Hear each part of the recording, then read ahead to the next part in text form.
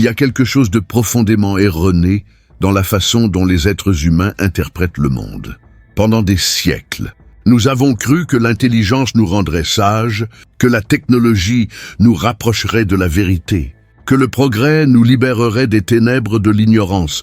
Mais à chaque progrès technologique, il semble que nous régressions en matière de conscience. Nous créons des outils qui imitent l'esprit humain, mais nous oublions de comprendre ce que signifie véritablement être humain. L'humanité se trouve à un carrefour silencieux. D'un côté, le pouvoir de manipuler la réalité grâce à des algorithmes et des machines qui apprennent. D'un autre côté, on constate une incapacité croissante à comprendre le sens de ce que nous faisons. C'est comme si nous avions appris à construire le corps du monde, mais perdu l'âme qui l'habite. L'intelligence artificielle n'est qu'un miroir, un reflet parfait et terrifiant de notre propre façon de penser. Elle parle, raisonne, analyse, combine, prédit, mais il ne le ressent pas. Et c'est ce détail apparemment insignifiant qui révèle la maladie que nous portons depuis des siècles. La conviction que penser est identique à exister. L'homme moderne a confondu les mots avec la conscience, le langage, tout comme la réalité, le raisonnement ainsi que la sagesse. Dans notre empressement à dominer le monde, nous oublions que le véritable acte de connaissance n'est pas de définir, mais de percevoir. Et la compréhension exige le silence, la présence, la vulnérabilité, tout ce que notre époque considère comme une faiblesse. La confusion entre le mental et le réel nous a conduits à ce point, à une ère où nous connaissons tout des parties, mais rien du tout. Nous vivons immergés dans l'information, mais en manque de sens. Nous appelons cela l'évolution.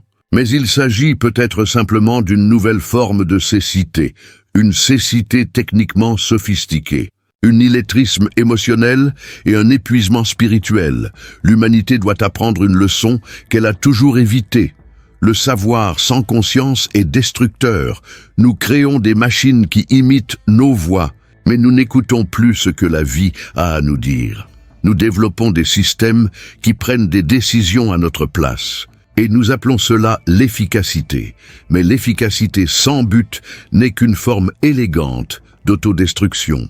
L'effondrement auquel nous assistons, économique, environnemental, psychologique, n'est pas le résultat d'une erreur politique ou technique, c'est la conséquence naturelle d'une erreur de perception.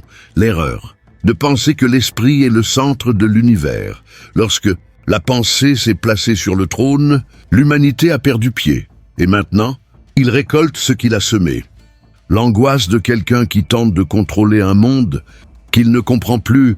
L'excès de raison nous a rendus irrationnels. La recherche de l'objectivité a tué la sensibilité. Et le culte de la logique a repoussé le mystère. Là où réside tout ce qui donne un sens à l'existence, c'est pourquoi nous vivons dans une civilisation qui accumule les réponses mais craint les questions, car toute question authentique menace le pouvoir de l'esprit. Et l'esprit est le nouveau Dieu de l'humanité. Mais ce Dieu est fait de bruit. Il se nourrit de certitudes, mais meurt en silence. Et le silence revient à travers la crise, la solitude et la surcharge d'informations. Nous sommes contraints d'affronter la vérité que nous avons évitée. La pensée seule ne suffit pas à soutenir la réalité. Qu'il existe une dimension plus profonde, incommensurable, non linéaire, imprévisible, qui régit la vie. La leçon que l'humanité doit apprendre est simple et brutale. Le monde n'est pas un produit de l'esprit. L'esprit est un produit du monde. Et lorsque le produit se rebelle contre sa source, l'harmonie est rompue. Nous l'appelons crise, mais il s'agit simplement du processus par lequel une intelligence supérieure tente de nous réaligner. Rien n'arrive par hasard, mais le hasard est devenu notre excuse préférée pour ne pas voir les causes invisibles. Quand un système s'effondre, quand une civilisation s'écroule, ce n'est pas une punition, c'est une correction. C'est le cosmos qui réorganise l'équilibre que l'homme, par son arrogance, a rompu. L'effondrement est la pédagogie de la nature. Et plus nous résistons, plus les leçons sont dures. Nous vivons actuellement l'une de ces leçons. Une époque où le contrôle excessif engendre le désordre, point là où une communication excessive conduit à un manque de communication et trop de données tue la vérité. Ce n'est pas la technologie qui est mauvaise, c'est notre relation avec elle. Le problème n'a jamais été l'outil, mais le type de conscience qui le manie. L'esprit humain, sans transcendance, transforme tout ce qu'il touche en instrument de pouvoir. Et le pouvoir, lorsqu'il ne sert pas la conscience, se retourne contre son créateur.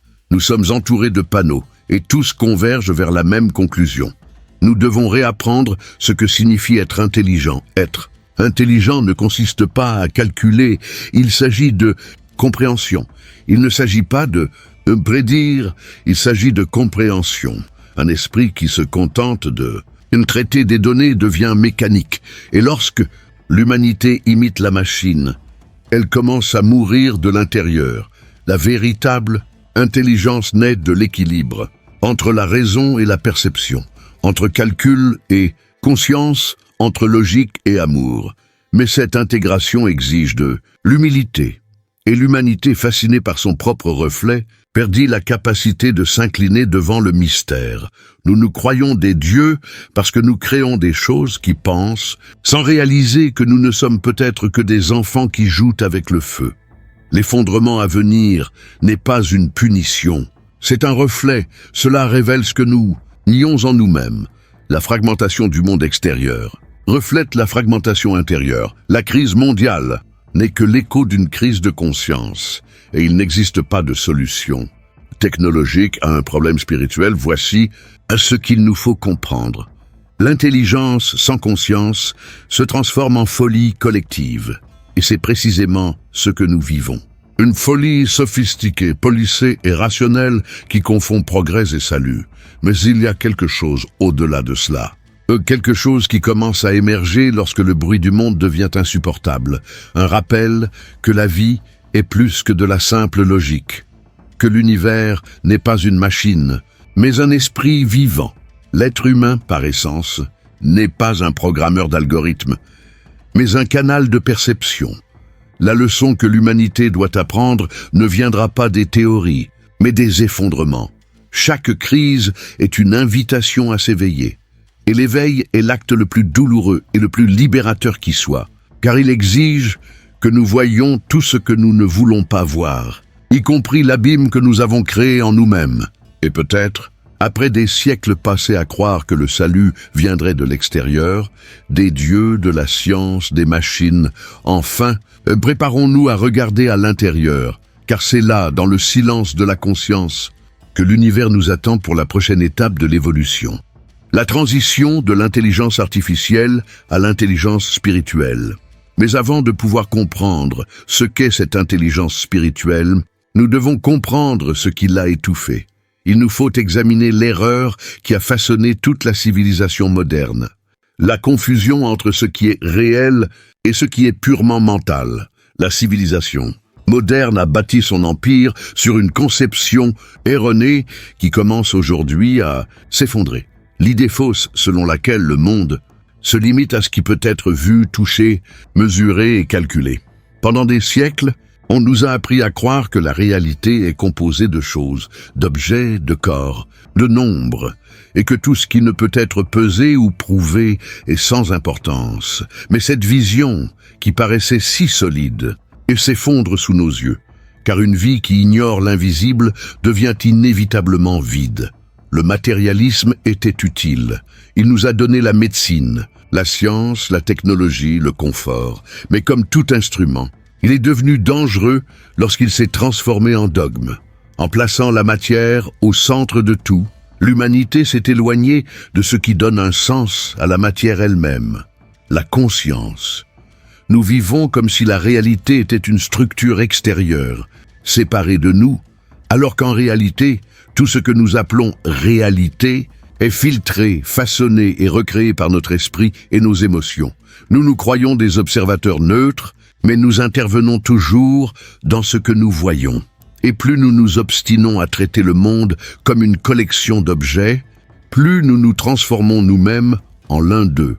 Voici la véritable tragédie moderne, la transformation du sujet en chose. Lorsque tout devient matière, y compris les êtres humains, la vie perd sa valeur intrinsèque. La personne devient un numéro, le corps une machine. Le temps de l'argent, nous créons ainsi un univers où tout a un prix, mais où presque rien n'a de sens. C'est un système qui fonctionne parfaitement, jusqu'à ce que l'on se souvienne que nous ne sommes pas des rouages d'une machine.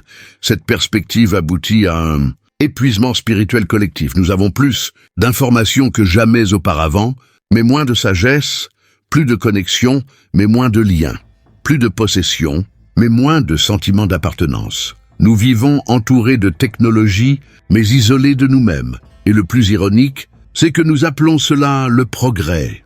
Le matérialisme, qui promettait de libérer l'homme de l'ignorance, a fini par créer une nouvelle prison, une prison de certitude. Lorsque la vie se réduit à ce qui peut être expliqué, le mystère, qui est ce qui la maintient vivante, disparaît. Et puis le vide apparaît. Ce vide n'est pas celui de quelqu'un qui ne possède rien, mais celui de quelqu'un qui a perdu le sens de ce qu'il possède.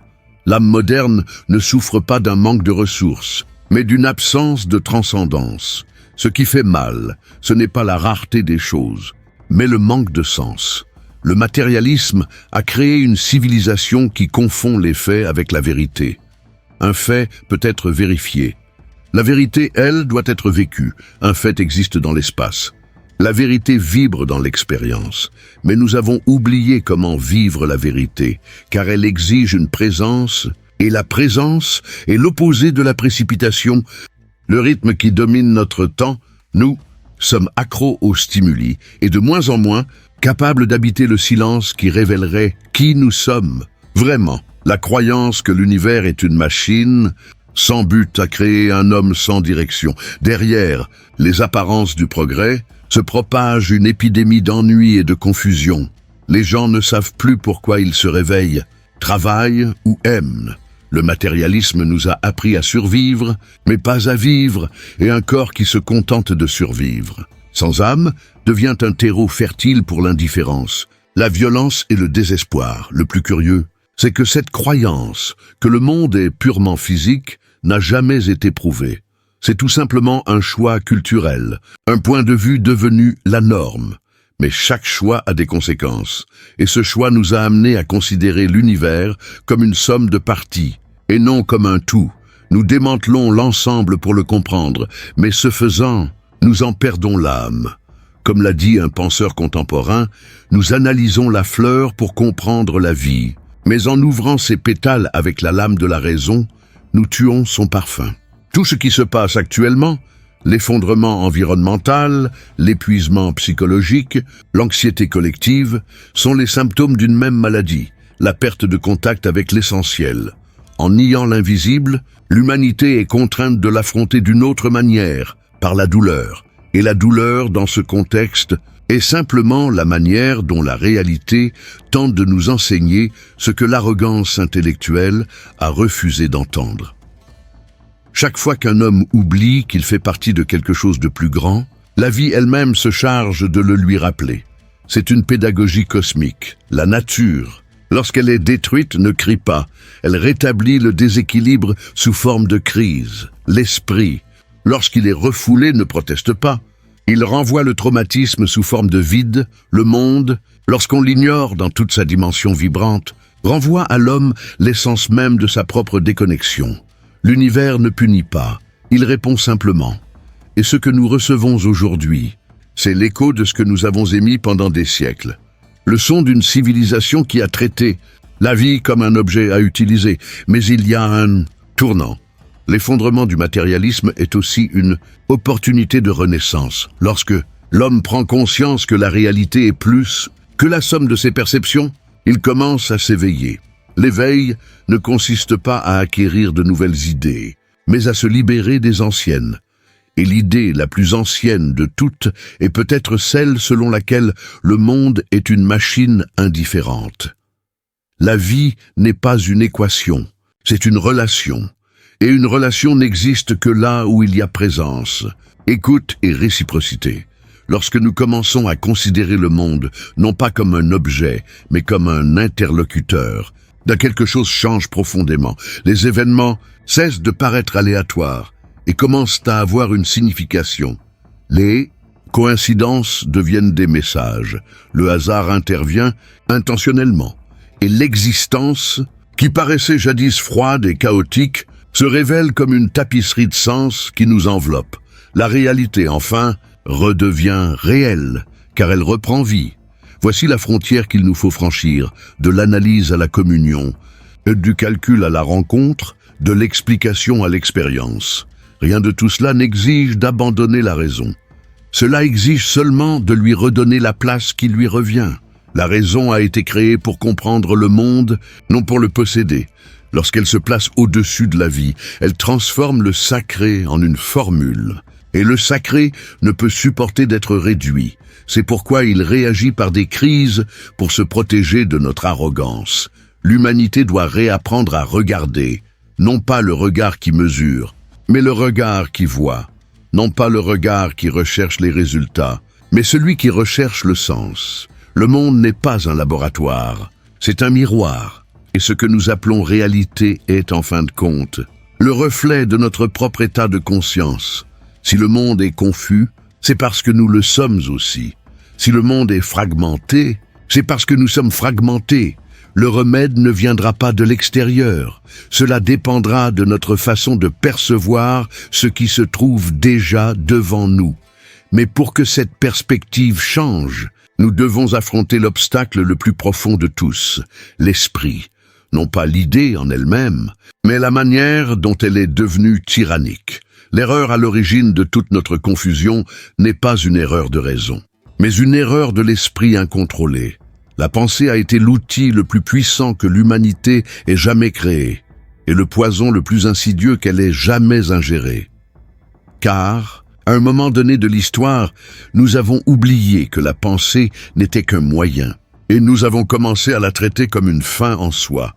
L'esprit, qui devrait être au service de la vie, en est venu à la contrôler. Et depuis lors, nous vivons dans un labyrinthe de mots où tout est expliqué, mais rien n'est compris.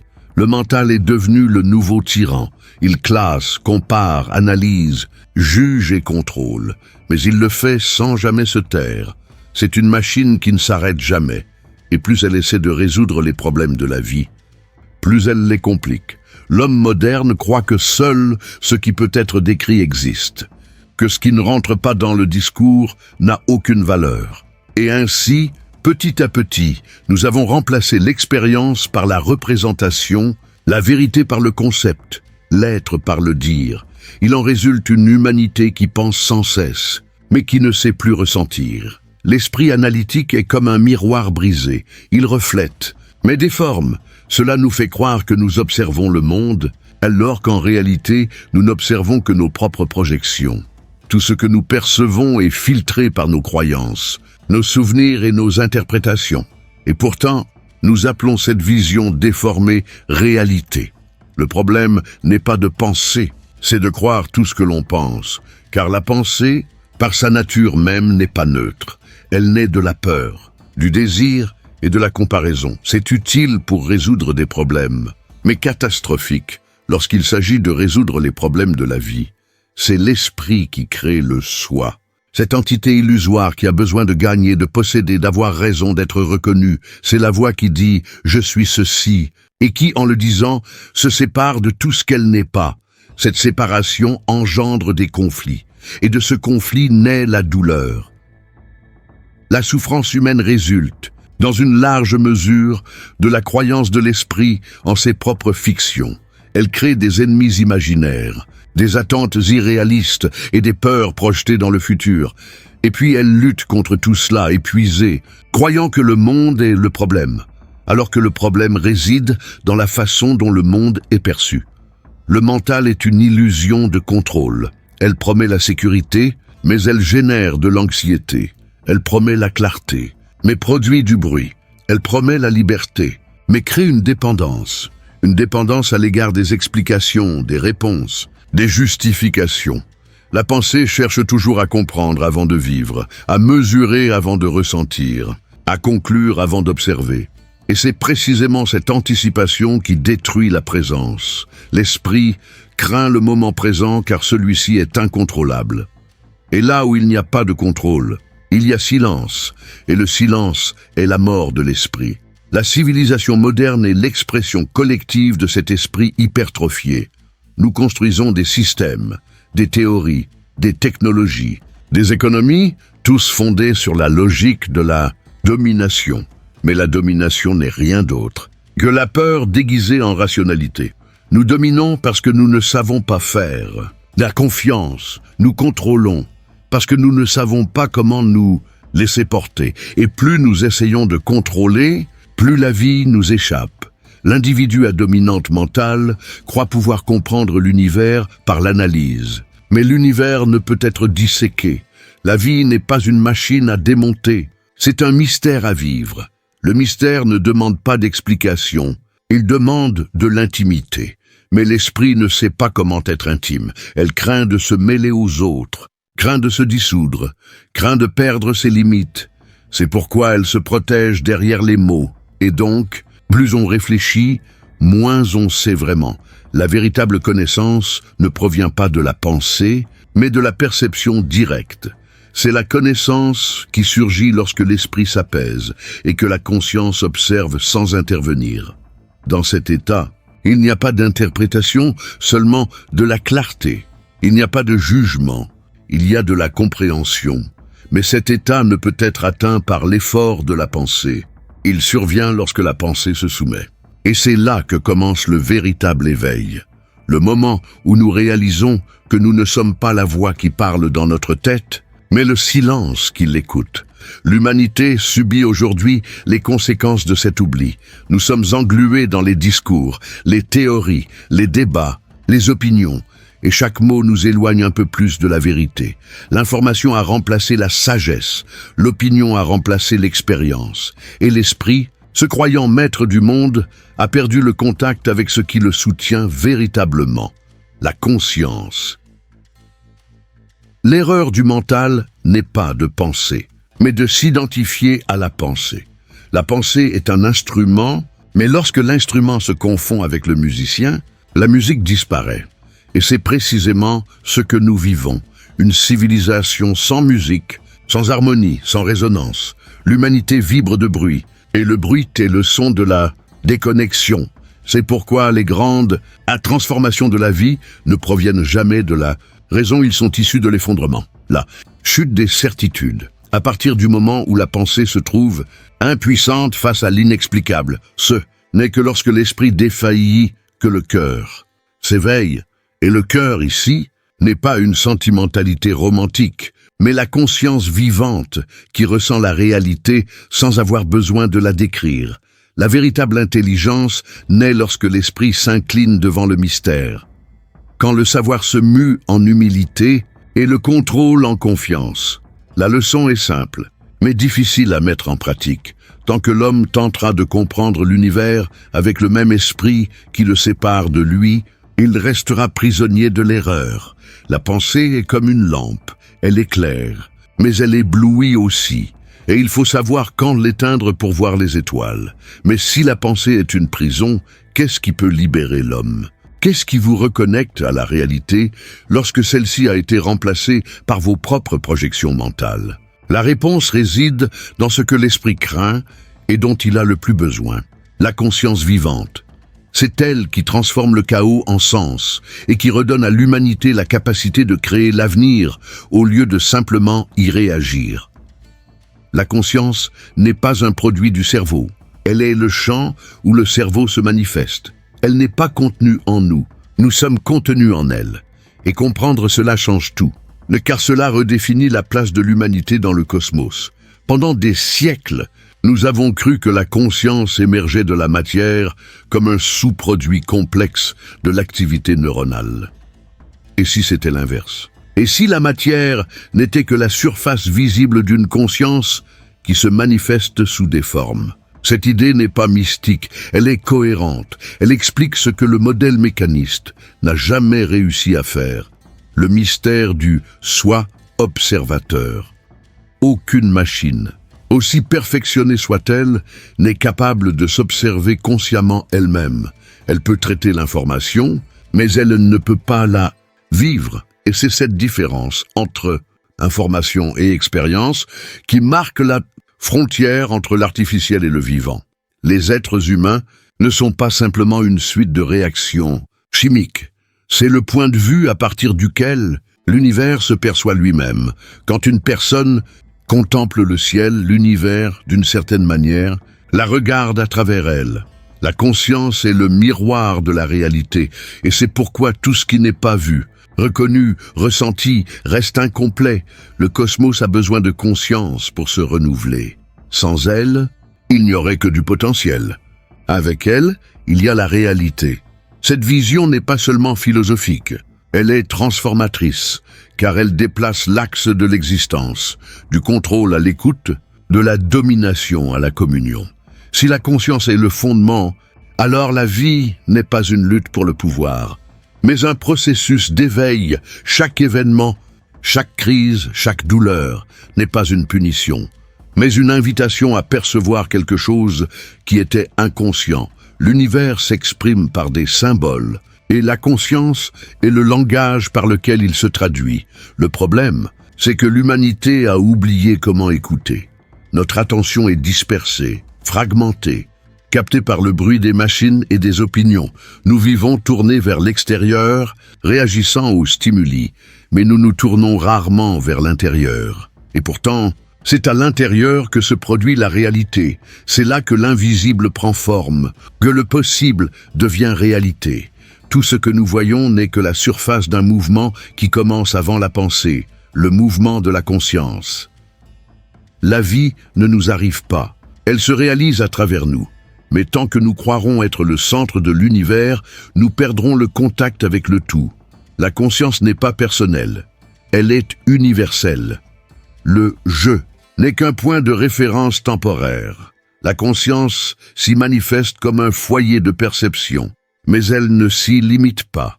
Lorsque nous nous identifions à l'ego, nous réduisons notre conscience sur l'échelle de la peur. Lorsque nous nous en détachons, nous étendons notre être à l'infini. L'humanité traverse actuellement une guerre invisible, la lutte entre l'esprit et la conscience.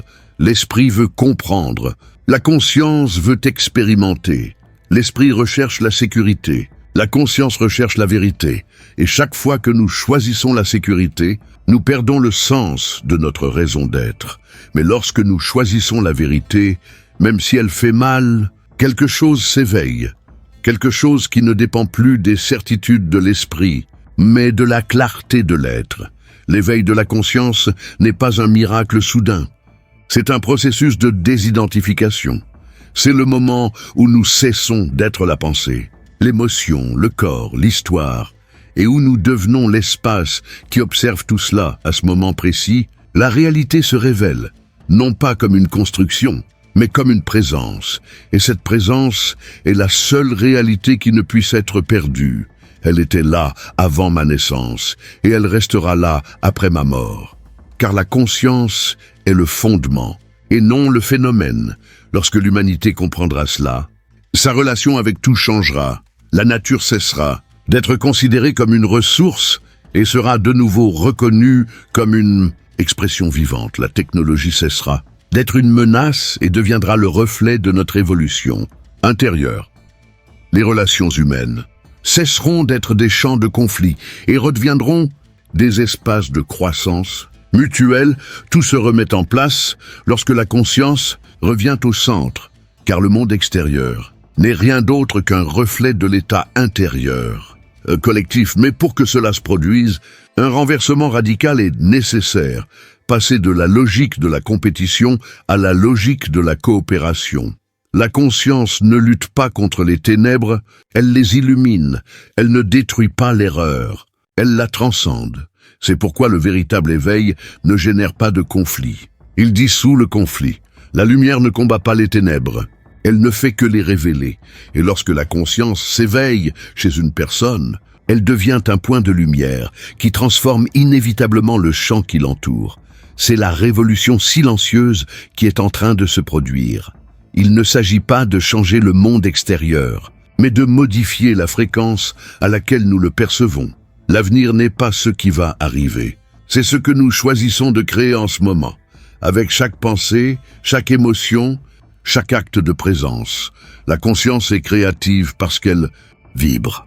Et tout ce qui vibre attire sa vibration correspondante. C'est ainsi que l'invisible devient visible. C'est ainsi que le destin se manifeste. L'humanité est contrainte de se souvenir que la réalité n'est pas figée, elle est vibratoire. Et plus nous prenons conscience de cette nouvelle vibration, plus le monde y réagit. C'est pourquoi, au milieu du chaos, certains perçoivent un ordre. Au milieu du chaos, certains trouvent un sens à leur vie. Au cœur de la crise, certains découvrent un sens. Ce n'est pas de la chance, c'est de la conscience. Le monde est le même, mais la perspective a changé. Mais si la conscience est le fondement, une nouvelle question se pose. Comment l'homme, absorbé par ses machines et ses distractions, pourrait-il jamais l'apercevoir à nouveau? Comment pouvons-nous renouer avec cette intelligence vivante qui soutient la réalité? La réponse réside dans ce que l'esprit craint le plus, mais qui est la porte d'entrée vers l'éveil, le silence. Nous vivons à une époque où le bruit a été érigé en vertu. Être productif, c'est être occupé. Être intelligent, c'est avoir des réponses. Et être pertinent, c'est être entendu. Mais le vrai pouvoir, celui qui crée, transforme et révèle, ne naît pas du bruit, mais du silence. Le silence est à l'origine de toute chose. C'est l'espace où la réalité se manifeste, où la conscience respire, où le temps s'arrête. Et c'est précisément pourquoi l'homme moderne le craint tant. Rien ne menace plus l'ego que le silence. Car le silence dissout le caractère. Il n'attribue pas de titre, n'alimente pas de récit, ne confirme pas les identités. Il le révèle tout simplement. Et ce que le silence révèle, c'est ce que nous nous efforçons le plus de cacher, le vide. Mais ce vide n'est pas une absence, c'est un potentiel. C'est de lui que jaillissent toute la création, toute intuition, toute sagesse. Le silence est le ventre de l'univers. Tout ce qui existe a été conçu en lui. La civilisation moderne a perdu le contact avec cette puissance. Il transformait le silence en malaise, les pauses en paresse et le calme en ennui. Nous vivons entourés de sons, d'écrans, de notifications et de stimuli. Et plus le monde s'agite, plus il devient difficile d'entendre ce qui compte vraiment. Mais ce que l'homme a oublié, c'est que le silence n'est pas l'opposé du son. Il en est le fondement. Sans silence, le son ne serait que du bruit, sans pause. La musique ne serait que chaos, sans le vide. La vie serait insupportablement dense. C'est le silence qui donne forme aux choses. C'est l'intervalle entre les notes qui crée la mélodie. L'espace entre les mots qui donne du sens à la parole. Tout ce qui existe repose sur ce qui est invisible. Et c'est le silence qui soutient le visible. C'est le langage secret de la réalité, le souffle du cosmos, le chant où la conscience se renouvelle. Le silence est aussi la technologie spirituelle la plus avancée qui existe, parce qu'il recalibre le système humain de l'intérieur vers l'extérieur. Lorsque l'esprit s'apaise, le corps se réorganise, les émotions se calment et la perception s'élargit.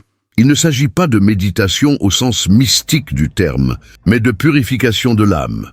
C'est l'acte de laisser la vie suivre son cours, sans l'interférence constante de l'esprit. Le silence n'est pas l'absence de son, c'est l'absence de bruit intérieur. Et c'est le bruit intérieur qui nous fatigue le plus. Les pensées incessantes, les jugements automatiques, les dialogues intérieurs qui ne s'arrêtent jamais. Nous vivons épuisés, non pas par ce que nous faisons, mais par ce à quoi nous pensons sans cesse. Lorsque l'esprit est silencieux, la conscience s'éveille. Et lorsque la conscience s'éveille, le monde change de texture. Le temps ralentit, les couleurs s'intensifient. Les gens cessent d'être de simples rôles et redeviennent des présences. Le silence n'est pas une fuite du monde. C'est une réunion avec lui.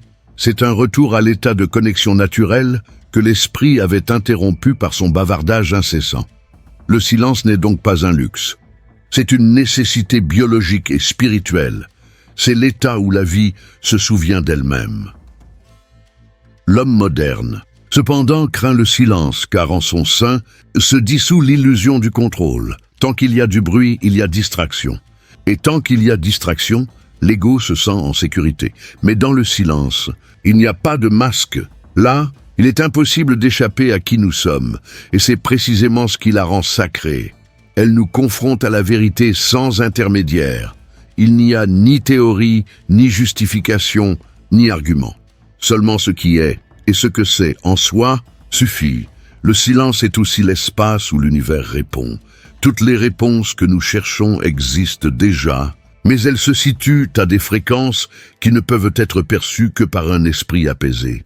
Tandis que la pensée parle, la conscience n'écoute pas. Le silence est donc la porte d'entrée vers l'intuition, le canal par lequel la réalité communique avec l'humanité. Les plus grandes révélations, les grands bonds de conscience, les grandes guérisons, tous naissent d'un moment de profond calme. Ce n'est pas un hasard si les plus grands génies, mystiques et penseurs de l'histoire ont recherché la solitude avant la clarté. Ils savaient que la sagesse ne crie pas, elle murmure, et seuls ceux qui ont appris à écouter le silence peuvent l'entendre. Le silence est révolutionnaire car il dissout le système qui nous contrôle. Une personne qui a appris à se taire n'est pas facile à manipuler. Ils ne réagissent pas impulsivement. Ils ne vivent pas pour être approuvés. Ils ne se laissent pas distraire. Elle observe, et l'observation est le premier acte de liberté, car seuls ceux qui observent peuvent choisir. Ceux qui sont pris au piège du bruit réagissent. Ceux qui habitent le silence agissent. Et c'est à ce moment précis que le silence cesse d'être une simple pratique intérieure et devient un acte politique, existentiel et spirituel. Le véritable pouvoir ne réside pas dans les mots, mais dans l'espace entre les mots. Ce n'est pas dans les théories, mais dans la présence qui les soutient. Le silence n'est pas la fin de la communication, il en est le commencement le plus profond. Cela crée un espace pour que le réel puisse émerger. Sans cela, la vie se réduit à un monologue de pensées répétitives. Elle se transforme alors en un dialogue avec l'univers. Et c'est peut-être ce dont l'humanité a le plus besoin en ce moment. Pas plus d'informations, mais une écoute attentive. Plus de bruit, mais une présence. Plus de discours, juste le silence. Car c'est dans le silence que tout retrouve sa place. Les esprits s'alignent, le cœur se dilate, la conscience est réunie à la vie, et l'homme, finalement, se souvient de ce qu'il a toujours su, qu'il n'a jamais été séparé du tout, mais le silence en soi n'est pas le destin, il est le pont, car c'est à travers elle que nous percevons la prochaine étape de l'évolution humaine. Non seulement percevoir la réalité, mais aussi la co-créer consciemment. Rien dans l'univers n'est statique, tout vibre et tout palpite, tout réagit. La physique quantique l'a déjà suggéré, et l'expérience humaine le confirme. Le monde n'est pas une scène où les événements se produisent indépendamment de nous, mais un miroir qui reflète l'état de notre conscience. La réalité n'est pas quelque chose que l'on observe, c'est quelque chose que l'on co-crée. Et ce que nous appelons vie est le dialogue permanent entre le visible et l'invisible, entre l'intention et la manifestation. Chaque pensée est une vague, chaque émotion, une fréquence, et l'univers est un champ sensible qui réagit à ces vibrations, nous renvoyant des expériences qui correspondent à ce que nous émettons. La vie ne nous punit ni ne nous récompense. Elle réagit simplement. Tout ce qui arrive est le reflet de ce qui est projeté de l'intérieur. La réalité extérieure n'est qu'une traduction de la réalité intérieure. Et la conscience est la traductrice de ce langage cosmique. Mais le problème, c'est que la plupart des gens vibrent inconsciemment. Nous vivons en pilote automatique, répétant des émotions héritées, de vieilles peurs et des croyances limitantes. Nous projetons des ombres, la pénurie, du ressentiment, et nous appelons ensuite le résultat de ces émissions inconscientes destin. L'esprit crée la peur façonne les actions créent la réalité, et le cycle se répète. L'univers, en ce sens, est un miroir parfait et pourtant neutre. Elle ne fait pas de distinction entre ce qui est bon et ce qui est mauvais, juste et injuste. Elle ne manifeste que ce qui est cohérent avec la vibration émise. C'est pourquoi l'éveil de la conscience est si crucial. Lorsque les êtres humains prennent conscience de leurs vibrations, ils deviennent créateurs, n'étant plus victimes des circonstances, mais participant au processus cosmique.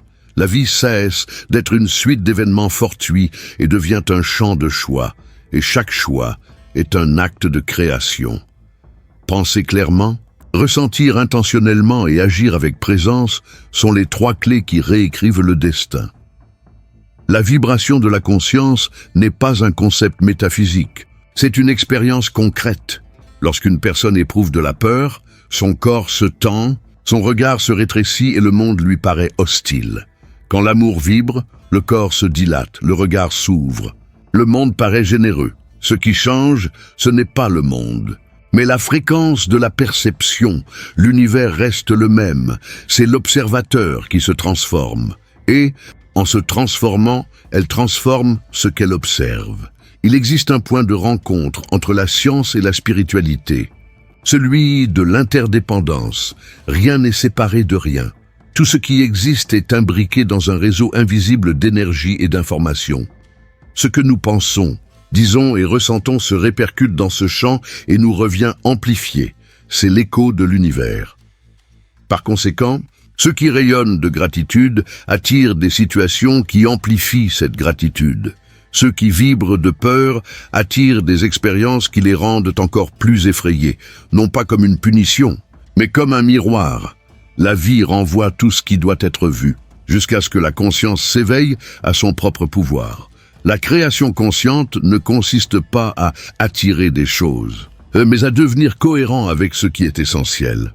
Lorsque l'esprit, le cœur et l'action vibrent en harmonie, l'univers répond par la synchronicité.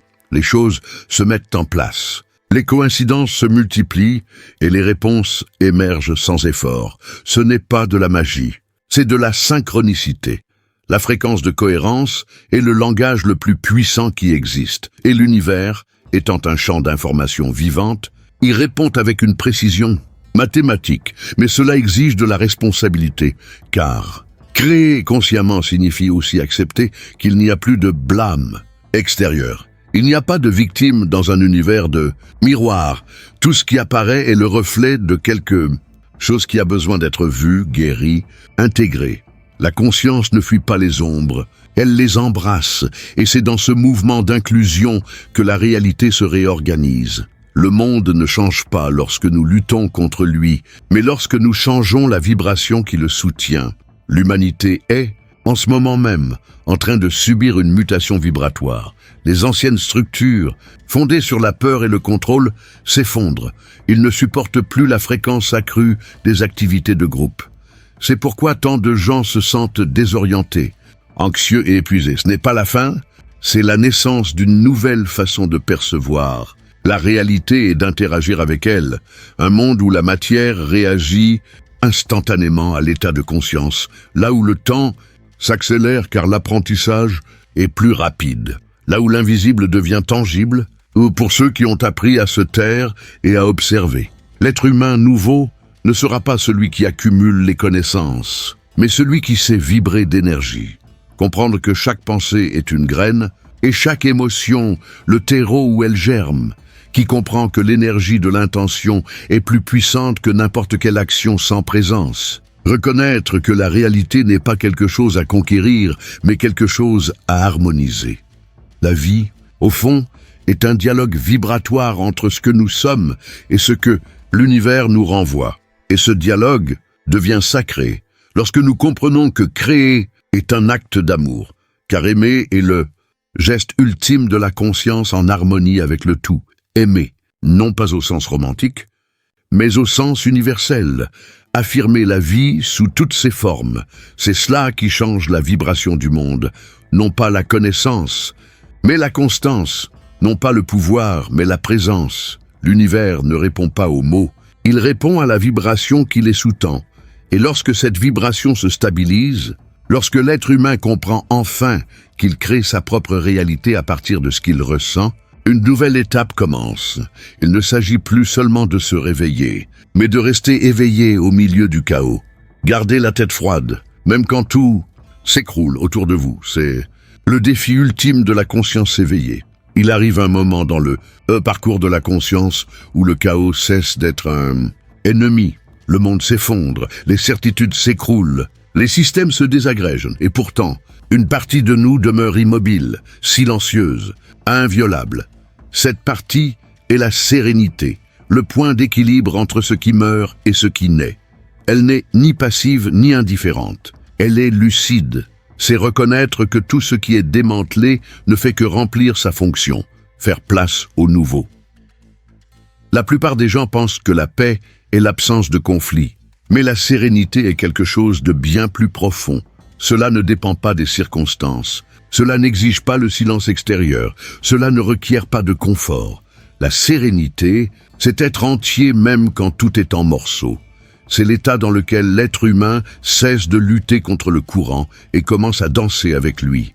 Quand on comprend que la vie est mouvement, l'effondrement devient partie intégrante de la chorégraphie. Ce que nous appelons tragédie, l'univers l'appelle transition. L'effondrement n'est pas la fin, c'est un réajustement. Tout ce qui se désagrège le fait parce qu'il est en décalage avec la nouvelle fréquence de conscience. Et lorsque cette fréquence augmente, les anciennes structures s'effondrent. L'ego éprouve de la peur, car il a bâti son empire sur ce qui est figé. L'âme, au contraire, se réjouit, car elle reconnaît le retour à ce qui est vivant. La sérénité naît précisément au point de rencontre entre la peur et la confiance. C'est la capacité de rester conscient alors que tout change. Nous vivons à une époque où le monde semble tourner à une vitesse insoutenable. Les institutions perdent en crédibilité. Les croyances s'effritent et la planète réclame à grands cris un retour à l'équilibre. Mais rien de tout cela n'est un signe de destruction. C'est un signe de maturation. L'humanité traverse l'équivalent cosmique d'une adolescence spirituelle.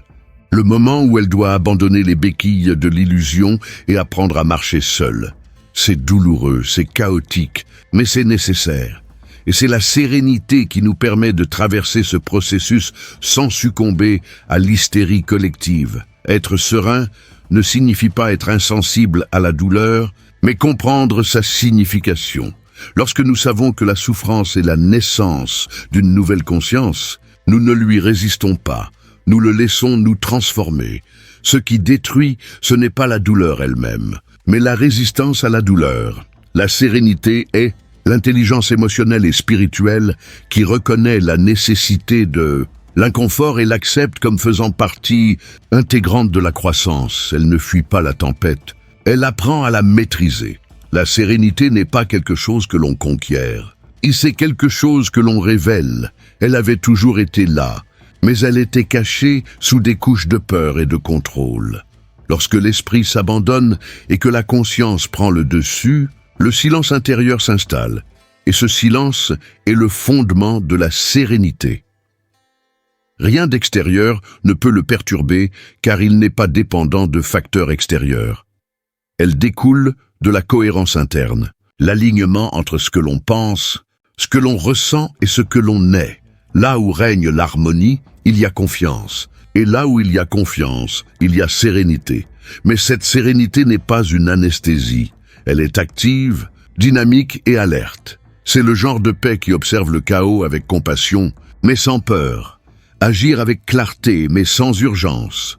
Comprendre que la précipitation masque la peur et que tout ce qui doit arriver arrivera en temps voulu. La sérénité est l'antidote à l'anxiété, car elle est enracinée dans l'éternité. Elle ne vit ni dans le passé ni dans le futur, elle vit dans le présent. Et le moment présent, pour ceux qui sont éveillés, est le seul lieu où l'éternité se manifeste. Lorsqu'un être humain atteint cet état, il devient un point de stabilité au milieu de la tourmente. Leur présence transforme l'environnement. Il n'a pas besoin de convaincre, d'argumenter ou de réagir. Il dégage simplement un équilibre naturel, et l'équilibre en soi est révolutionnaire. Dans un monde régi par la précipitation et la peur, celui qui reste serein représente une menace pour l'ordre établi du chaos, parce que la sérénité est contagieuse. Elle ralentit ceux qui courent, calme ceux qui crient, et éclaire ceux qui sont perdus. Un être serein ne change pas le monde par imposition, mais par résonance. La sérénité est le plus haut degré de sagesse car elle est l'expression pratique de l'amour. Aimer, au sens le plus pur, C'est accepter la réalité sans chercher à la posséder. Il s'agit de laisser le flux suivre son cours sans interférence. Il s'agit de croire que même les erreurs ont un but, que même la fin a sa beauté, que même la chute a une direction. Ceux qui aiment profondément comprennent qu'il n'y a rien à craindre, car rien n'est véritablement perdu. Tout est transformé. Et cette prise de conscience dissipe le désespoir. La peur est une résistance au changement. L'amour est son acceptation, et la sérénité est le point où la peur se transforme en amour. Parvenir à la sérénité signifie atteindre la fin du cycle de réactivité. Les êtres humains cessent d'être de simples échos des circonstances et deviennent des émetteurs de fréquences. Cesser de réagir au monde et commencer à le créer consciemment, en maintenant une vibration de paix, même lorsque tout vibre dans le désordre. Voilà la véritable révolution. Non pas vaincre le chaos, mais rester lucide en son sein. La sérénité est l'apogée de l'évolution de la conscience, le moment où l'âme reconnaît que le but n'a jamais été de contrôler le monde, mais de s'éveiller en lui. Et c'est à ce moment précis, lorsque la conscience se stabilise dans la sérénité, que se produit la grande révélation. L'homme réalise qu'il n'y a jamais eu de séparation entre lui et l'univers, que tout ce qu'il cherchait à l'extérieur était toujours à l'intérieur. C'est avec cette compréhension que nous concluons ce voyage. La conscience n'est pas une destination, c'est un retour au centre de l'être, là où tout commence et où tout se dissout. Si cette vidéo vous a touché à quelque niveau que ce soit, si un mot, une image ou un silence a résonné en vous, ne laissez pas ce sentiment s'estomper. Profitez de ce moment de lucidité pour agir avec présence. Laissez un like, abonnez-vous à la chaîne et n'hésitez pas à partager dans les commentaires ce que cette réflexion a suscité en vous. Ici, à travers chaque vidéo, nous poursuivons ce voyage de retour vers la conscience, la sérénité et la liberté intérieure. Donc une fois que ce sera terminé, regardez les autres vidéos de la chaîne sur la philosophie de Spinoza, car chacune d'elles est une nouvelle porte d'entrée vers la compréhension de ce que signifie vivre en pleine conscience. Même au milieu du chaos, la prise de conscience est un exercice quotidien, et chaque fois que vous revenez ici, c'est comme si l'univers vous rappelait quelque chose que vous saviez déjà. Mais j'avais oublié un instant, la paix n'est pas quelque chose à rechercher. Se souvient-elle